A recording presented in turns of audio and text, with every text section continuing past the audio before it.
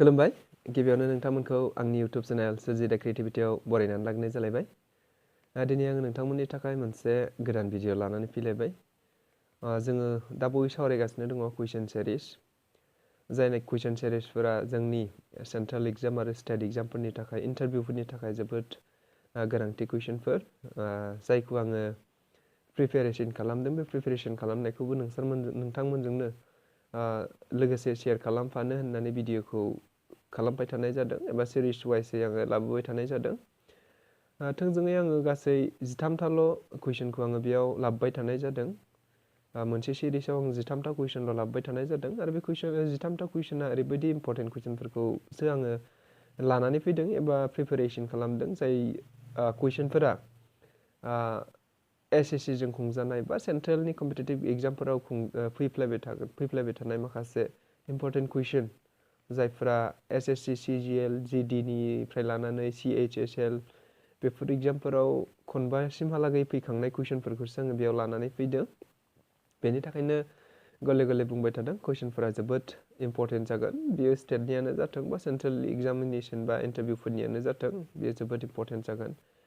दायो जोंनि स्टेट हिसाबै आसामावबो गोबां साख्रिफोरा ओंखारगासिनो दङ आरो ओंखारबाय थागोन। दा बेफोरनि थाखाय जोंनो गासिबो एग्जाम होनांगौ जायो, जों गासैखौबो एग्जाम होनांगौ जायो। बेफोरखौ नोजोर बोनानैनो आंबो नैबे कुइसन सिरिजखौ नोंथांमोनजों आं जा प्रिपेरेसन खालामदों बे प्रिपेरेसनखौनो नोंथांमोनजोंबो शेयार खालामफाबाय थानाय जादों।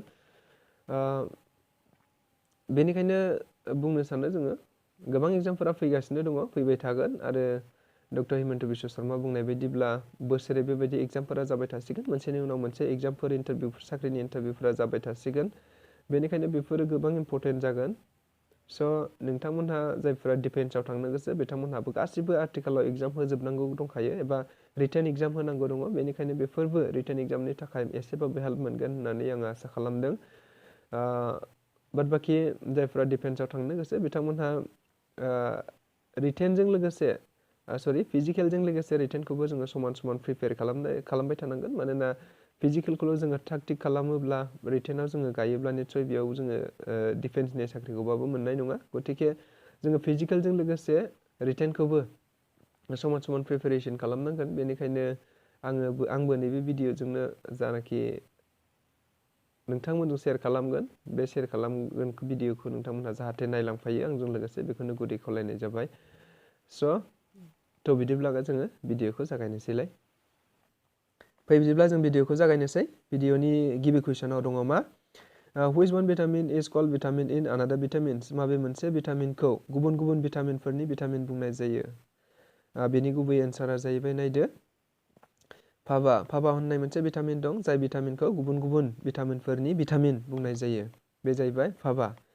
नेक्स्टआव थांनि जोङो 2 नम्बर सोंनाय एबा 2 नम्बर सोंनायाव मा दङ नायदो। Who established तत्वबोधिनी सभा? तत्वबोधिनी सभाखौ सोर गायसनदोंमोन होननानै बुंदों। जोबोद इम्परटेन्ट कुइसन। तत्वबोधिनी बे सभाखौ सोर गायसनदोंमोन? बेनि गुबै एन्सारा जाहैगोन देवेन्द्रनाथ टेगर। देवेन्द्रनाथ टेगरा नैबे तत्वबोधिनी सभाखौ गायसनदोंमोन। नेक्स्टआव मा दं? 3 नम्बर सोंनायाव मा दं जों नायदो। Who was the founder of Kanava dynasty? कानाभा डाइनास्टिखौ सोर गायसनदोंमोन? कानाभा डाइनास्टिखौ गायसनदोंमोन। बिनि गुबै एन्सारा जाहैगोन बासुदेव। बासुदेवा नैबे कानाभा डाइनास्टिखौ गायसनदोंमोन। गोसोआव ला। नेक्स्टआव थांनि जोङो 4 नम्बर सोंनायाव दं। Who introduced the permanent settlement system in India? भारतआव सोर अरायथि थाथाय खान्थिखौ लाबोदोंमोन? आं बेयाव थोंजोङै बर'आव ट्रेन्सलेट खालामनाय जादों इंलिसनिफ्राय। बेनि गुबै एन्सारा जाहैगोन कर्नवालिस। कर्नवालिस बिथाङा नैबे पार्मानेन्ट सेटलमेन्टखौ गायसनदोंमोन। नेक्स्टआव मा दङ? Which river is known as life stream of Myanmar? बबे दैमाखौ म्यानमारनि जिउ बिथा बुंनाय जायो? बेनि गुबै एन्सारा जाहैगोन इराबती। इराबती दैमाखौ म्यानमारनि लाइफ स्ट्रिम होननानै बुंनाय जायो। नेक्स्टआव थांनि जोङो। नेक्स्टआव मा दङ नायदो। On which river is Hundru Falls built? बबे दैमानि सायाव हुनड्रु दैबाज्रुमखौ बानायनाय जादोंमोन? हुनड्रु होननाय मोनसे दैबाज्रुम दं, बेखौ बबे दैमानि सायाव बानायनाय जादोंमोन? बे जाहैबाय गल्डेन लाइनार रिभार। जोबोद इम्परटेन्ट कुइसन गोजा बेफोरो गासिबो। नेक्स्टआव मा दङ? नेक्स्टआव नायनि। Which is the supersonic cruise missile of India? बबेया भारतनि सुपारसनिक क्रुइज मिसाइल जानांगौमोन बेयो? बेखौ मायामोन? बे जाहैबाय मिसाइला जाहैबाय ब्रह्मस होननानै बुंनाय जायो बेखौ।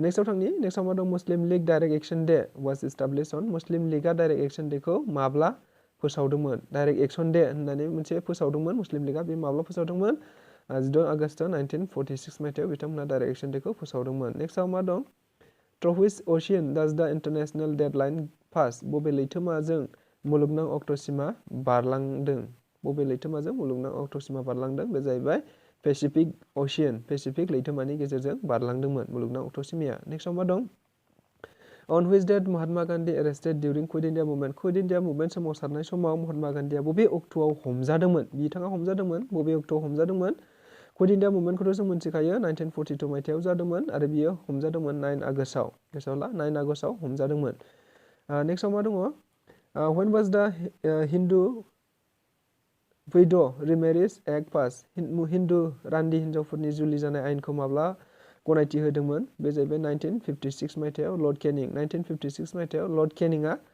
गनायथि होदोंमोन एबा बिलखौ पास खालामदोंमोन हु स्टार्टेड द राज सिंह स्टाइलखौ सोरो मा होनो जागायदोंमोन राज सिंह स्टाइल होननाय दं बे राज सिंह खान्थिखौ सोर जागायदोंमोन बिथाङा जाहैबाय नरसिम्हा बर्मन राजसिंहा नेक्स्टआव थांनि जोङो एबा दिनैनि जोबथा कुइसन सानफ्रोमबो 13थाल' कुइसन लाबोखानाय जादों दिनैनि जोबथा कुइसनाव दङ ta-ra tribe found in which state ta-ra माहारिखौ बबे रायजोआव मोननाय जायो होनदों बे जाहैबाय तामिलनाडुआव टरा ट्राइबखौ मोननाय जायो स' गोजोननाय थाबाय आंनि भिडिअखौ सिगांनिफ्राय जोबजासिम नायनायनि थाखाय आरो बेबायदिनो भिडिअ मोनबाय थानो लुबैदोंब्ला जाहाथे नोंथाङा भिडिअखौ साबस्क्राइब खालामगोन होननानै आसा खालामबाय